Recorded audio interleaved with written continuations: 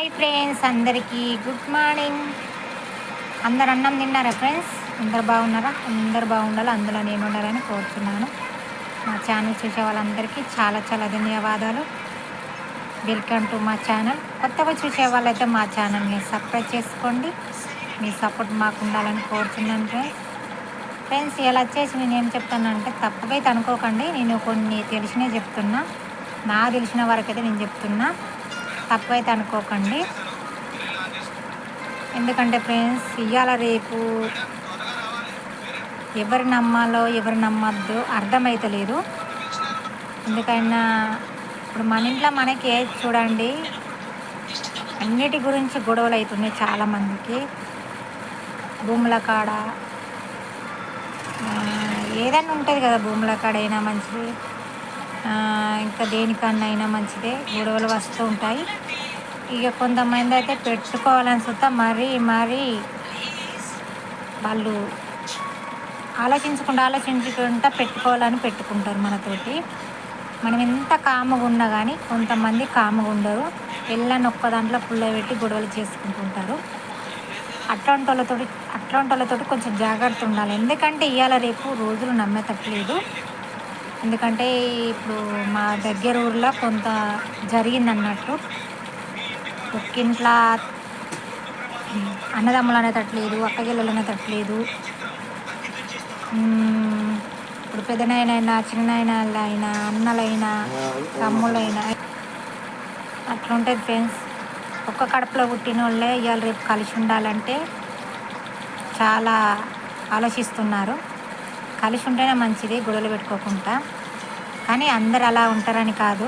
మన చిన్న నాయనైనా, మన పెద్ద నాయనలైనా, పెద్దమ్మలైనా, చిన్నమ్మలైనా కొన్ని కుటుంబాల్లో మంచోళ్ళు ఉంటారు. కొన్ని కుటుంబాలల్లో వేరే గుణాలు ఉంటాయి.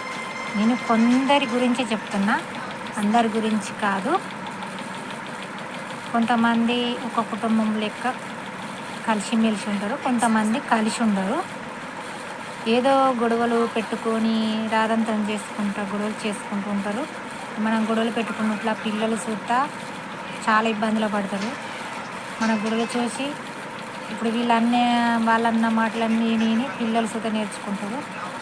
అందుకని అట్లా గొడవలు పెట్టుకున్నటోళ్ళ తిరుగు పోయే బదులు కాముగా ఉన్నదే బెటరు. ఎందుకంటే రోజులు బాగాలేవు, ఎవరు నమ్మాలో ఎవరు నమ్మద్దో బాగాలేవు.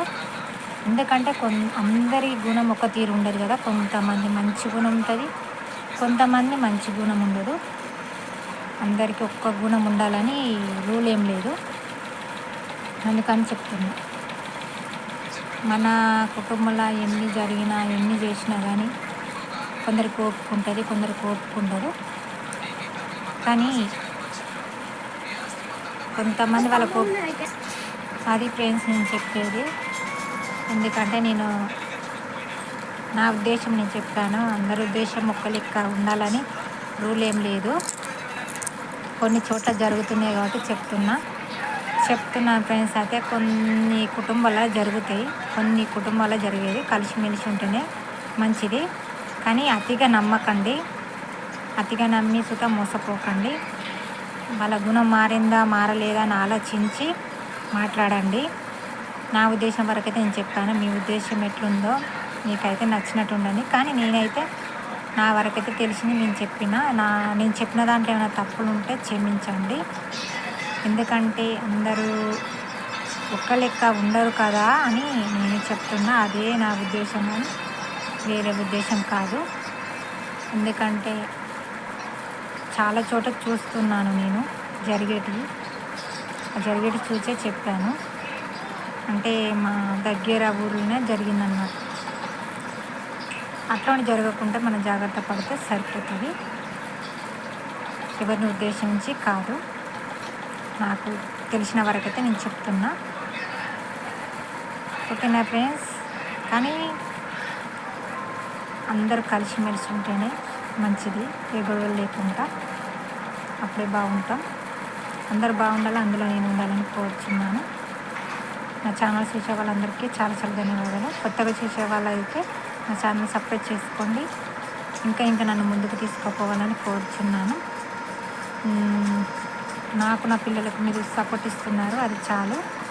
ఇంకా సపోర్ట్ ఇవ్వాలి, ఇంకా ముందుకు తీసుకోపోవాలని కోరుచున్నాను ఫ్రెండ్స్. ఓకేనా ఫ్రెండ్స్, బాయ్.